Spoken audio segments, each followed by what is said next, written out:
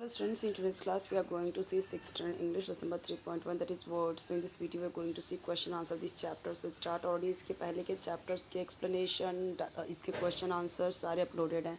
You can check the playlist standard 6 English explanation question answer. इस तरीके से playlist है, उसमें आपको सारे मिल जाएंगे. एक चीज़ याद रखिए, लैंग्वेज के मैं बना रही हूँ वीडियोस हिंदी इंग्लिश मराठी तीनों के, और तीनों में ही ज़रूरी नहीं है कि आपके और आपके टीचर्स के आंसर सेम रहेगा तो ही आंसर करेक्ट है. चैप्टर के अकॉर्डिंग अगर आप आंसर लिख रहे हो तो वो सही है. हाँ, हो सकता है कि आपके टीचर का आंसर थोड़ा एक दो वर्ड्स एक दो लाइन ज़्यादा हो तो आप उसे ऐड कर सकते हो, जो मैं यहाँ पे क्वेश्चन आंसर बताऊँगी, या फिर जो क्वेश्चन आंसर मैं बताऊँगी हो सकता है कि वो कभी लॉन्ग हो, आपके टीचर का शॉर्ट हो. बट आपको वो ध्यान नहीं देना. अगर बोला है वन सेंटेंस में आंसर तो one sentence it will be enough. If it is in one word so it's okay.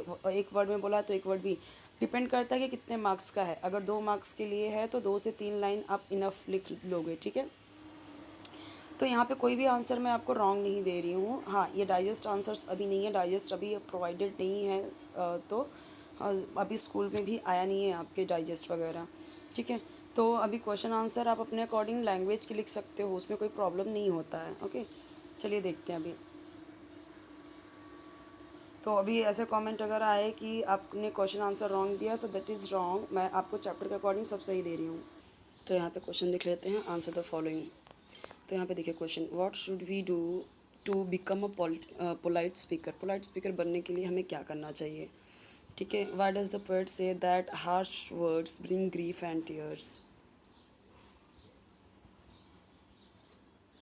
तो देखिए मैं आपको यहाँ पे आंसर बता रही हूँ. What should we do to become a polite speaker. To become a polite speaker we should think carefully before speaking and choose our words wisely. We should speak gently, respectfully and kindly instead of using rude or hurtful words. We should also consider the people's feeling while speaking and avoid speaking in anger or haste. जल्दबाजी में बात करना हमें avoid करना चाहिए. अब ये अगर आंसर आपको लॉन्ग लग रहा है, ठीक है, और तो आप यहाँ तक भी अगर आंसर लिखते हो ना तो भी वो करेक्ट आंसर होगा.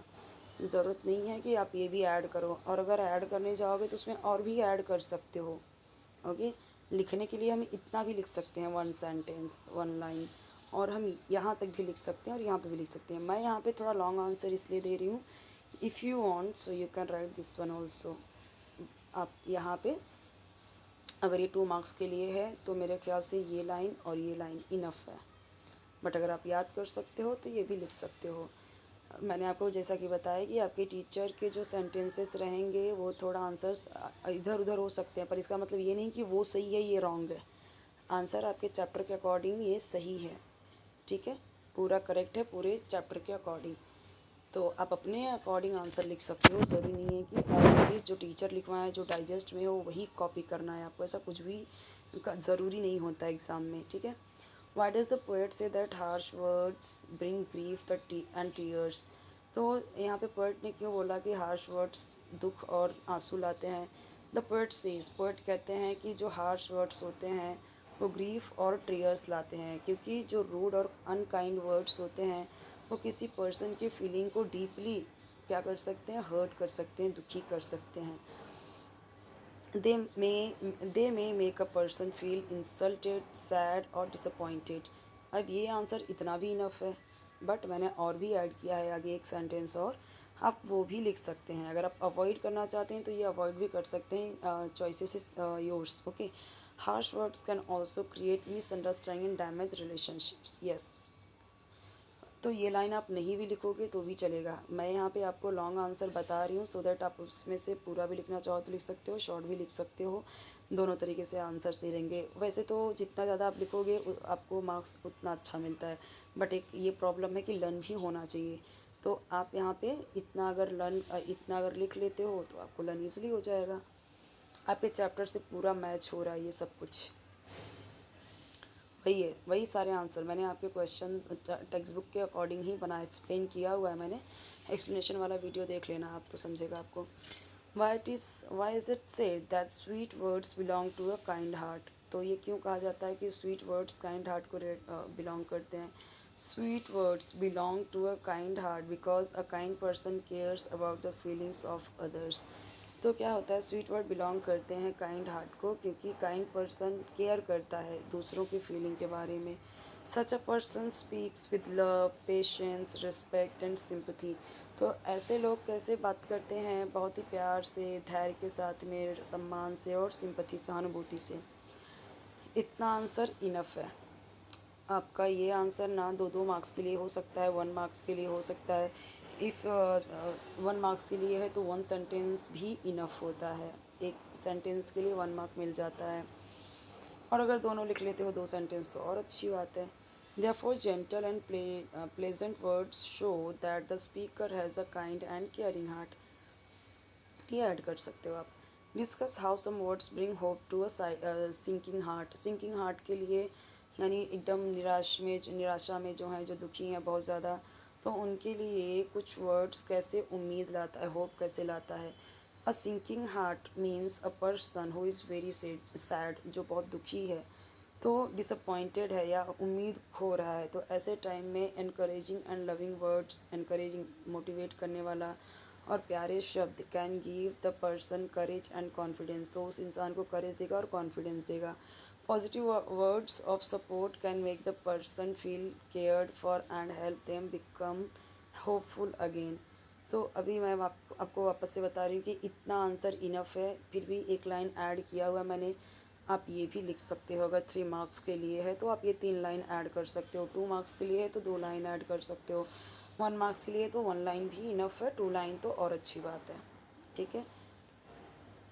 सम word sit as hard as a tipped knife. Okay, ये फिलिंग द ब्लैंक्स वाला क्वेश्चन है आपका। मैं आपको बता देती हूँ कौन सा है। अभी तक हमने ये 4 क्वेश्चन देखा, ये वाले। अब हम देखने वाले हैं ये, तो अब देखो। Some word sit as hard as a steel, ये आएगा। Some words bring anger, hope, fear, तो hope to a sinking heart. A sinking heart means feeling happy, sad, excited, sad आएगा ना। तो ये आंसर देख लेते हैं पहले। उसके बाद यहाँ पे बताना है name of the poem. Poem का नाम क्या है, words. Name of the poet, नीचे था ना एनोनिमस, वो। राइमिंग स्कीम क्या है, rhyming scheme A B A B. Figure of speech क्या है वो बताना है। Line that I like the most, कौन सी लाइन बहुत पसंद आई। अच्छा, अब राइमिंग स्कीम क्या है वो समझ लेते हैं, ये आपको समझाती हूँ।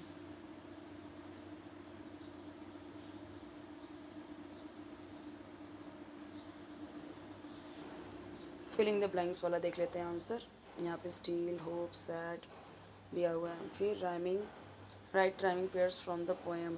Hurt, mirth, tears, fears, life, knife, hurt, apart, heart apart, kind, haste, taste। ये हो गया क्वेश्चन ये वाले का। यहाँ पे क्वेश्चन दिया right rhyming pairs from the poem, तो पोएम से आपको राइमिंग वर्ड लिखने हैं, वो था आंसर। तो ये हमने उसका आंसर देखा। अब यहाँ पे देखो, name of the poem, words, name of the poet anonymous, rhyming scheme A A B B कैसे हुआ वो समझते हैं। वेट, अब देखो यहाँ पे, जैसे यहाँ पे है हर्ट ए, ठीक है। मौत, ये भी मैच हो रहा है, ए। टीयर्स बी, मैच नहीं हो रहा है ना हर्ट और मौत से, तो बी। फियर्स, टीयर्स से मैच हो रहा है तो टीयर्स को बी दिया तो इसको भी बी, तो ए बी बी। ठीक है, आगे भी देखते हैं, समझते हैं। लाइफ, नाइफ, तो ए अगर इसको दिया तो ए भी इसके जैसा ही है, तो ए।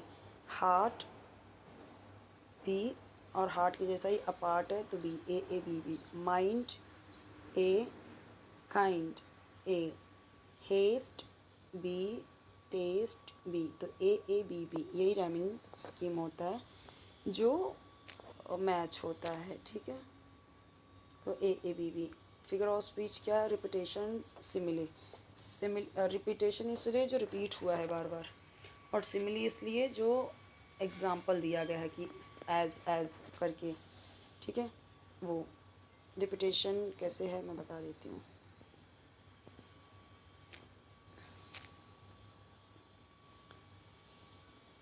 सिमिले समझते हैं पहले, सिमिले कैसे हुआ।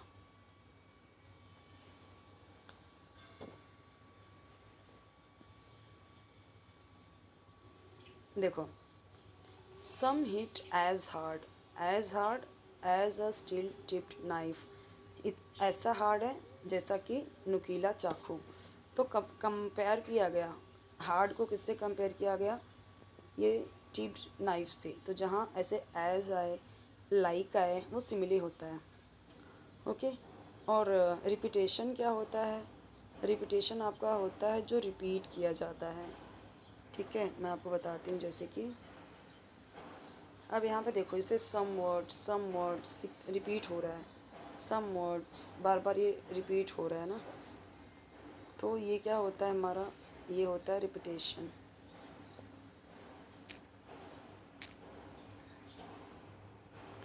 कौन सी लाइन जो आपको पसंद आई, think well each word speak well in test.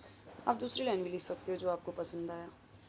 Right the message of the poem in your own words. तो ये आंसर देख लेते हैं, ये कौन सा क्वेश्चन है, ये क्वेश्चन है आपका ये वाला। Right the message of the poem in your own words, अपने वर्ड्स में लिखना है। हाँ, रिपीटेशन क्या है, रिपीटेशन फिगर ऑफ स्पीच है जिसमें वर्ड्स फ्रेज होता है, मैच होता है। जैसे कॉज एक ही लाइन में मैच हुआ ना, तो वो हो गया। Some cause sorrow and some cause mirth, तो वो क्या हो गया, रिपीट हो गया, रिपीटेशन मिल गया हमें। और ज़्यादा रिपीटेशन पोएम से ढूंढना है। ठीक है। Sing the poem with proper stress, ये तो आपको गाना है और रिकॉर्ड करना है, दूसरे फ्रेंड के साथ शेयर करना है। ये इसका तो आंसर नहीं बता रही हूँ मैं, और इसका आंसर बता रही हूँ मैं, और इसके ऊपर वाले का। Find the meaning of the following idioms from dictionary and use it in your own sentences in other words. इन सब का मीनिंग ढूंढना है और सेंटेंस लिखना है इसके ऊपर ना। तो अभी देखो, पहले तो ये question, the poem teaches us that word have great power, ये लिख लेना, करेक्ट है ये पूरा। Find more example of repetition, some word some cause some bring, ये आपका रिपीटेशन हो गया, मैंने आपको पहले भी बताया। ये जो सम बार बार हर लाइन में आ रहा है, स्टार्ट हो रहा है, और ये पोएम करना है, ये इसका आंसर, ये कुछ नहीं लिखना है आपको। ठीक है, तो मैंने आपको यहाँ पे समझाया है कि क्या करना है, वही सेम चीज़ है। अब देखो, ये जो ईडियम्स हैं, कहावत है, उसे क्या करना है, in other words meaning in a different way. Sentence, in other words we should always speak kindly. तो यहाँ पे क्या किया, मैंने पूरा बना के दिया है आपको। ठीक है, यहाँ पे ये देख लीजिए, यहाँ पे हमारा कंप्लीट होता है ये पूरा। तो कोई वीडियो चाहिए कमेंट सेक्शन में बताइए, चैनल जरूर सब्सक्राइब कीजिए, वीडियो लाइक कीजिए, फ्रेंड्स के साथ शेयर कीजिए, बेल आइकन जरूर प्रेस कीजिए ताकि जब भी नई वीडियो अपलोड करूँ आपको उसका नोटिफिकेशन ईजिली मिल जाए, ढूंढने की ज़रूरत नहीं पड़े आपको। ठीक है।